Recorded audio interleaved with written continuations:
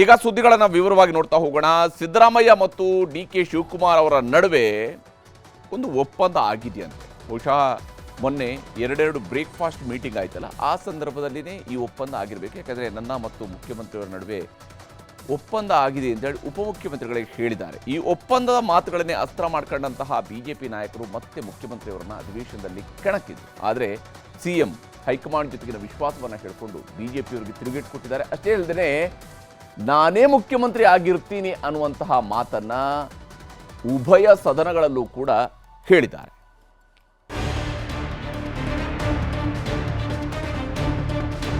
ಸಂದೇಶ ಏನಿಲ್ಲ, ಒಗ್ಗಟ್ಟು ಪ್ರದರ್ಶನ ಅಷ್ಟೇ ಸಂದೇಶ.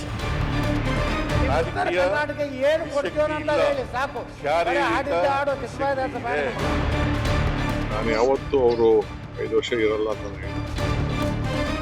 ಬೆಳಗಾವಿಯಲ್ಲಿ ಅಧಿವೇಶನ ನಡೆಯುವಾಗಲೇ ಉತ್ತರ ಕನ್ನಡ ಜಿಲ್ಲೆಯ ಹಲವು ದೇವಸ್ಥಾನಗಳಿಗೆ ಡಿಸಿಎಂ ಡಿ.ಕೆ. ಶಿವಕುಮಾರ್ ಭೇಟಿ ಕೊಟ್ಟು ಪೂಜೆ ಸಲ್ಲಿಸಿದ್ರು. ಇಷ್ಟಾರ್ಥ ಸಿದ್ಧಿಗಾಗಿ ಅಂಕೋಲ ತಾಲೂಕಿನ ಆಂಗ್ಲೇಯ ಜಗದೇಶ್ವರಿ ದೇವಿಗೆ ಪೂಜೆ ಸಲ್ಲಿಸಿದ್ರು. ದೇವಿ ಮುಂದೆ ಸುಮಾರು 2 ಗಂಟೆಗಳ ಕಾಲ ಕೂತು ಪ್ರಶ್ನೆ ಹಾಕಿ ಉತ್ತರ ಪಡೆದುಕೊಂಡ್ರು. ಅದಾದ ಮೇಲೆ ಸಿಡಿದದ್ದು ಕನಕಪುರದ ಬಂಡೆ. ಸಿಎಂ ಕುರ್ಚಿ ಕಚ್ಚಾಟದ ಜಂಜಾಟಕ್ಕೆ ಕಡೆಗೂ ಬ್ರೇಕ್ ಹಾಕಿದ್ರು ಡಿ.ಕೆ. ಶಿವಕುಮಾರ್. ಸಿಎಂ ಸಿದ್ದರಾಮಯ್ಯನವರು 5 ವರ್ಷ ಇರಲ್ಲ ಅಂತ ನಾನು ಎಲ್ಲೂ ಹೇಳೇ ಇಲ್ವಲ್ಲ ಅನ್ನುವ ಮೂಲಕ ಎಲ್ಲಾ ಪ್ರಶ್ನೆಗಳಿಗೂ ಒಂದೇ ಏಟಿನಲ್ಲೇ ಉತ್ತರ ಕೊಟ್ರು. ನನ್ನ ಸಿಎಂ ಮಧ್ಯೆ ಒಪ್ಪಂದ ಆಗಿದೆ, ಅದರಂತೆಯೇ ನಾವು ನಡೆದುಕೊಳ್ಳುತ್ತಿದ್ದೇವೆ ಎಂದು ಹೇಳುವ ಮೂಲಕ ಇಡೀ ವಿವಾದಕ್ಕೆ ಹೊಸ ಟ್ವಿಸ್ಟ್ ಕೊಟ್ರು. ನಾನು ಯಾವತ್ತೂ ಅವರು 5 ವರ್ಷ ಇರಲ್ಲ ಅಂತ ಹೇಳಿದ್ವಲ್ಲ. ಹೈಕಮಾಂಡ್ ಅವ್ರ ಪರ ಇಲ್ಲ ಅಂತ.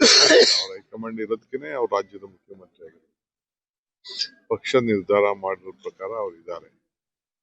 ನಾನು ಅವರಿಬ್ರು ಒಪ್ಪಂದಕ್ಕೆ ಬಂದಿದ್ದೀವಿ. ಹೈಕಮಾಂಡ್ ಒಂದು ಒಪ್ಪಂದಕ್ಕೆ ತಂದಿದೆ. ಆ ಪ್ರಕಾರ ಇಬ್ರು ಮಾತಾಡಿದ್ದೇವೆ, ಇಬ್ರು ಅನೇಕ ಬಾರಿ ಹೇಳಿದ್ದೇವೆ. ಆ ಪ್ರಕಾರ ಇಬ್ರು ನಡ್ಕೊಂಡು ಹೋಗ್ತೇವೆ. ಸಿಎಂ ಬದಲಾವಣೆ, ರಾಜ್ಯದಲ್ಲಿ ಸಿಎಂ ಬದಲಾವಣೆ ಚರ್ಚೆ ಬಹಳಷ್ಟು ಇದೆ. ನಿಮ್ಮ ಶಾಸಕರು ಅದು ನೀವು ಅದಕ್ಕೆಲ್ಲ ಚರ್ಚೆ ಮಾಡ್ತಾ ಇದ್ದೀರಿ ಹೊರತು ನಮ್ಮಲ್ಲಿ ಯಾವ ತರದ ಸದ್ಯಕ್ಕೆ ಯಾವ ಚರ್ಚೆನೂ ಇಲ್ಲ. ಪಕ್ಷ ಏನ್ ಹೇಳ್ತದೆ ಹಂಗೆ ನಾವೆಲ್ಲ ಸೇರಿ ನಡ್ಕೊಂಡು ಹೋಗ್ತೀವಿ. ಮುಂದೆ ಮುಖ್ಯಮಂತ್ರಿಯಾಗೋ ವಿಚಾರದ ಪ್ರಶ್ನೆಗೂ ಡಿಕೆದು ಒಂದೇ ಉತ್ತರ. ಭಕ್ತನಿಗೂ ಭಗವಂತನಿಗೂ ಇರೋದು, ಅದನ್ನ ಹೇಳೋದಿಲ್ಲ ಅಂದುಬಿಟ್ರು. ಆ ತಾಯಿಗೆ ನನಗೆ ಇರೋಂತ ವಿಚಾರ, ಭಕ್ತನಿಗೂ ಭಗವಂತನಿಗೂ ಇರೋಂತ ವಿಚಾರ. ತಾಯಿ ನನಗೇನ್ ಹೇಳಿದ್ದಾಳೆ, ನಾನ್ ತಾಯಿ ಹತ್ರ ಮಾತಾಡಿದ್ದೀನಿ, ನಮ್ಮಿಬ್ರಿಗೆ ಬಿಟ್ಟಿದ್ದು. ಹೀಗೆಲ್ಲ ಮಾತನಾಡುತ್ತಿರುವಾಗಲೇ ಸಿಎಂ ಸ್ಥಾನದ ಇಚ್ಛೆ ಹಾಗೂ ಸಮಸ್ಯೆ ಪರಿಹಾರದ ದಿನಾಂಕದ ಬಗ್ಗೆ ಕೇಳಿದಾಗ ಮುಗುಳು ನಕ್ಕು ಹೊರಟರು ಡಿಕೆಶಿ.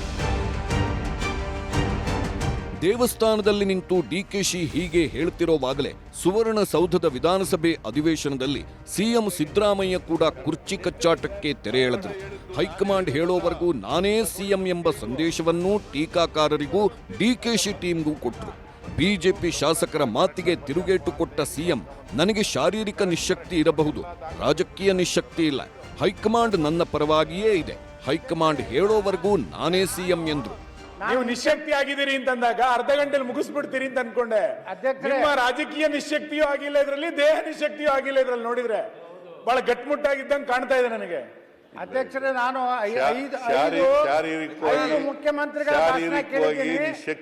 ಹೇಳಿದ್ದೆ ಹೇಳ್ತಾರೆ, ಮತ್ತೆ ಯಾವುದು ರಾಜಕೀಯ ನಿಶಕ್ತಿ ಇಲ್ಲ, ಎಲ್ಲ ಕೇಳಿದ್ದೀವಿ. ಈ ಉತ್ತರ ಕರ್ನಾಟಕ ಏನು ಕೊಡ್ತೀವೋ ಅಂತ ಹೇಳಿ ಸಾಕು. ಆಡಿದ್ದ ಆಡೋ ಕಿಸ್ಬಾಯ್ದಾಸ ಬೇಡ ನಮಗೆ. ಶಾರೀರಿಕ ನಿಶಕ್ತಿ ಇದೆ. ನಿಮ್ಮ ಅಪ್ರಾಣೆ ಬರಲ್ಲ. 5 ಮಂದಿ ಮುಖ್ಯಮಂತ್ರಿಗಳು ಮಾಡ್ರ ಅವರು. ನೀವು ಅಪ್ರಾಣೆ ಬರಲ್ಲ. ಬಿಜೆಪಿ ಯಾವ ಕಾಲಕ್ಕೂ ಬರಲ್ಲ ಕರ್ನಾಟಕದಲ್ಲಿ. ನಾವು 28ಕ್ಕೂ ನಾವೇ ಬರ್ತೀವಿ.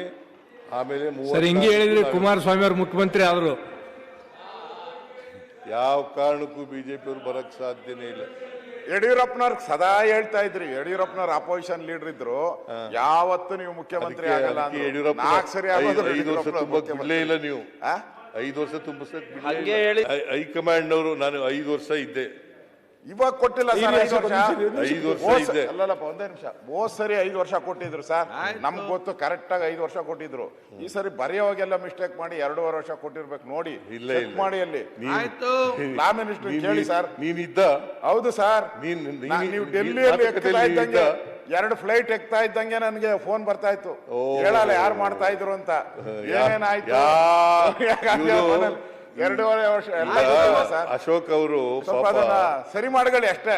ಏನು ಸರಿ ಮಾಡ್ಕೊಳ್ಳಿ. ನಾವೆಲ್ಲ ಸರಿಯಾಗಿದ್ದೀವಿ. ಇಲ್ಲ ಸರ್, ಅಶೋಕ್ ಸರಿ, ಅವ್ರೇ, ಅಲ್ಲಿ ಬರವಣಿಗೆ ತಪ್ಪಾಗ್ಬಿಟ್ಟೈತೆ ಸರ್. ಯಾವ ಬರವಣಿಗೆ ತಪ್ಪಾಗ್ಬಿಟ್ಟಿದೆ. ಸ್ವಲ್ಪ ಬರವಣಿಗೆ ಜಾರಕಿಹೊಳಿ ಅವರ ಮನೆಯಲ್ಲಿ ಮೀಟಿಂಗ್ ಆಯ್ತು. ಯಾವ ಬರವಣಿಗೆನೂ ತಪ್ಪಾಗಿಲ್ಲ. ನಾವು ಹೈಕಮಾಂಡ್ ಪಾರ್ಟಿ ಕೇಳಿ, ನಾನು 5 ವರ್ಷ ತುಂಬಿಸಿದ್ದೀನಿ, ಮತ್ತೆ 2ನೇ ಸಾರಿ ಮುಖ್ಯಮಂತ್ರಿ ಆಗಿದ್ದೀನಿ. ಈಗ ನಾನೇ ಮುಖ್ಯಮಂತ್ರಿ. ಕೇಳಪ್ಪ, ಹೈಕಮಾಂಡ್ನವರು ನನ್ನ ಪ್ರಕಾರ ನನ್ನ ಪರವಾಗೇ ಇರೋದು. ಆಯ್ತಪ್ಪ. ಹೈಕಮಾಂಡ್ನವರು ಏನ್ ತೀರ್ಮಾನ ಮಾಡ್ತಾರೆ ಅದ್ರ ಪ್ರಕಾರ ನಡ್ಕೊಳ್ಳೋದು ನಾವು. ಸಿದ್ದರಾಮಯ್ಯನವರ ಮಾತಿಗೆ ಹಲವು ಶಾಸಕರು ಸಚಿವರು ದನಿಗೂಡಿಸಿದ್ರು. ಹೈಕಮಾಂಡ್ ಅವ್ರದ್ದು ಸಿಎಂ ಅವ್ರಿಗೆ ಏನು ಸೂಚನೆ ಕೊಟ್ಟಿದೆ ನನಗೆ ಗೊತ್ತಿಲ್ಲ. ನೀವು ಸಿಎಂ ಅವ್ರನ್ನೇ ಕೇಳಬೇಕು ಹೈಕಮಾಂಡ್ ಸೂಚನೆ ಬಂದಿದೆ ಅಂತ. ಬಟ್ ಸಿಎಂ ಆಗಲಿ ಡಿಸಿಎಂ ಅವರಿಗೆ ಯಾವಾಗಲೂ ಹೇಳಿದ್ದಾರೆ, ಹೈಕಮಾಂಡ್ ಅವ್ರು ಏನು ಹೇಳ್ತಾರೋ ಅದಕ್ಕೆ ನಾವು ಯಾವಾಗಲೂ ಬದ್ಧವಾಗಿರ್ತೀವಿ. ಸತೀಶ್ ಜಾರಕಿಹೊಳಿ ಮನೆಯಲ್ಲಿ ಡಿನ್ನರ್ ಪಾಲಿಟಿಕ್ಸ್. ಡಿನ್ನರ್ ಮೀಟಿಂಗೂ ಸಿಎಂ ಸ್ಟೇಟ್ಮೆಂಟ್ಗೂ ಲಿಂಕ್.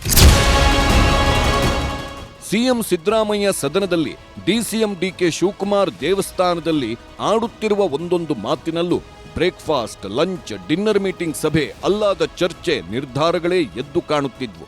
ನಿನ್ನೆ ರಾತ್ರಿಯೂ ಕೂಡ ಸಾಹುಕಾರ್ ಸತೀಶ್ ಜಾರಕಿಹೊಳಿ ಸಿಎಂ ಸಿದ್ದರಾಮಯ್ಯ ಸೇರಿ ಹಲವರಿಗೆ ಡಿನ್ನರ್ ಕೊಟ್ಟಿದ್ರು. Satish Jarkiholi, Siddaramaiah, doctor G Parameshwar, doctor HC. Mahadevappa, Zameer Ahmed Khan, KH Muniyappa, RB. Timmapur, doctor MC. Sudhakar dinner ಕೂಟದಲ್ಲಿದ್ದರು. ಡಿನ್ನರ್ ಜೊತೆಗೆ ಒಂದಷ್ಟು ರಾಜಕೀಯ ಚರ್ಚೆಗಳೂ ನಡೆದವು. ಬದಲಾವಣೆ ವಿಚಾರವೇನಾದರೂ ಬಂದ್ರೆ ಸಿಎಂ ಸಿದ್ದರಾಮಯ್ಯ ಪರ ನಿಲ್ಲುವ ದೃಢ ಸಂಕಲ್ಪ ತೊಡಲಾಯಿತು. ಸಂದೇಶ ಏನಿಲ್ಲ, ಒಗ್ಗಟ್ಟು ಪ್ರದರ್ಶನ ಅಷ್ಟೇ ಸಂದೇಶ. ಪಕ್ಷವು ಗಟ್ಟಿಯಾಗಿರಬೇಕು, ಮುಂದೆ ಅಧಿಕಾರಕ್ಕೆ ಬರಬೇಕು ಅನ್ನೋದು ಅಷ್ಟೇ ನಮ್ಮ ಒಗ್ಗಟ್ಟಿನ ಮಂತ್ರ. ಈ ಮಧ್ಯೆ ಡಿಸೆಂಬರ್ 27ಕ್ಕೆ ದೆಹಲಿಯಲ್ಲಿ ಕಾಂಗ್ರೆಸ್ ಕಾರ್ಯಕಾರಿ ಸಮಿತಿ ಸಭೆ ನಡೆಯಲಿದೆ. ಕೇಂದ್ರ ಸರ್ಕಾರದ್ದು, ರಾಜ್ಯ ಸರ್ಕಾರದ್ದು ಅಧಿವೇಶನಗಳು ಮುಗಿದಿವೆ. ಇನ್ನೇನಿದ್ದರೂ ಪಕ್ಷ ಸಂಘಟನೆ, ಬದಲಾವಣೆಯಂಥ ಮಹತ್ವದ ತೀರ್ಮಾನಗಳಿಗಷ್ಟೇ ಸಭೆ ಮೀಸಲಾಗಲಿದೆ. ಹಾಗಾಗಿ ಡಿಸೆಂಬರ್ 27ರ ಸಿಡಬ್ಲ್ಯೂಸಿ ಸಭೆ ಹಾಗೂ ನಿರ್ಧಾರಗಳು ಕುತೂಹಲ ಮೂಡಿಸಿವೆ. Bureau report, news 18.